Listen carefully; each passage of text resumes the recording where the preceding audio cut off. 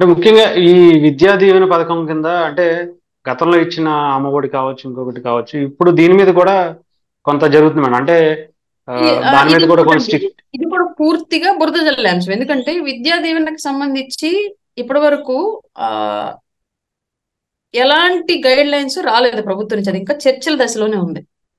చర్చల దశలో ఉన్నదాన్ని వాళ్ళు ఈ రకాలుగా మీరు ఎలిజిబుల్ అవుతారు, దీని ప్రకారం ఇవి ఏర్పాటు చేసుకుని మీ దగ్గర ఉంచుకోండి ఈ పథకం కింద అని చెప్పేసి చెప్పిన గైడ్ లైన్స్ లో దాంట్లో ఒకరికి ఇస్తామని కానివ్వండి, లేదంటే ఎంతమంది ఉంటే అంతమందికి ఇస్తామని కానీ ఎలాంటి ఇన్స్ట్రక్షన్స్ దాంట్లో ఇవ్వాల.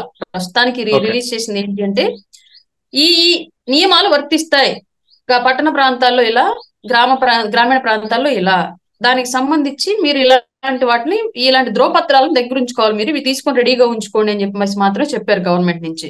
దీన్ని పట్టుకెళ్ళి వీళ్ళు ఇష్టారీతిగా ఎవరి ఇష్టం వచ్చినట్టుగా వాళ్ళు బురద జల్లే ప్రయత్నం చేస్తున్నారు తప్ప ఎట్టి పరిస్థితుల్లోనూ ఇప్పటి వరకు గైడ్ లైన్స్ రాలేదు ప్రభుత్వం నుంచి. ఇసుక విషయంలో చూసినా అట్లాగే బురద జల్లేస్తున్నారు. ఇసుక విషయం ఏమన్నారు చంద్రబాబు నాయుడు గారు?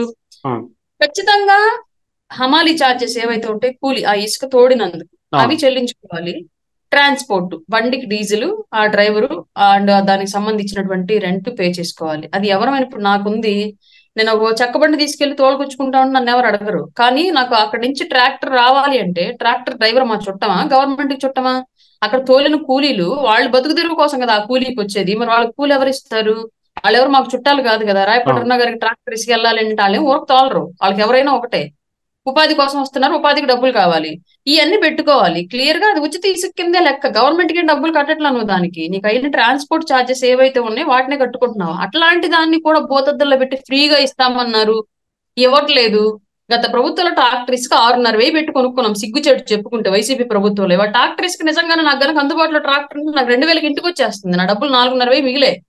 ఇంత దౌర్భాగ్య ఓకే. పరిస్థితిని, ఇట్లాంటి పరిపాలన ఏర్పాటు చేసినటువంటి వైసీపీ కూడా ఇవాళ ఎన్డీఏ కూటమిని క్వశ్చన్ చేస్తోంది అంటే ఇంకా సిగ్గు రాలేదు వీళ్ళకి. ప్రజలు ఇంకా వైసీపీ అనేటువంటి భావజాలాన్ని కూడా రాష్ట్రం నుంచి తోలేసే స్థితికి తెచ్చుకుంటారని చెప్పేసి నేను బలంగా నమ్ముతున్నా. బుద్ధి రాల వాళ్ళకి. వాళ్ళు చేసిన తప్పులేంటి, నిజం. ఎలా చేస్తే మనం ఇలాంటి ఘోర పరాభవం ఎదుర్కొన్నాము, మనం ఎక్కడ మారాలి, ఏం మార్చుకోవాలి అనేది ఇప్పుడు కూడా వాళ్ళు అనాలిసిస్ చేసుకోవట్లేదు.